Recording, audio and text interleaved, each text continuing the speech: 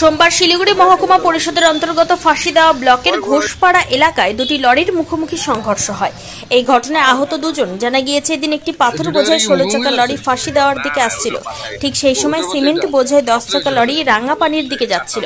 এরপর ঘোষপাড়া এলাকায় পৌঁছাতে দুটি লরির মুখোমুখি সংঘর্ষ হয় এবং দুমড়ে মুচড়ে যায় দুটি লরি। এই ঘটনায় পাথর বোঝাই লরির চালক এবং খালাসি গুরুতর আহত অবস্থায় লরির মধ্যে আটকে পড়ে। বিকট শব্দ শুনে স্থানীয়রা ছুটে আসেন। এরপরে স্থানীয়রা খবর দেন ফাঁসিদেওয়া থানার পুলিশকে। খবর পেয়ে তড়িঘড়ি ঘটনাস্থলে ছুটে যায় ফাঁসিদেওয়া থানার পুলিশ। এরপর পুলিশ পৌঁছে খবর দেয় দমকলকে।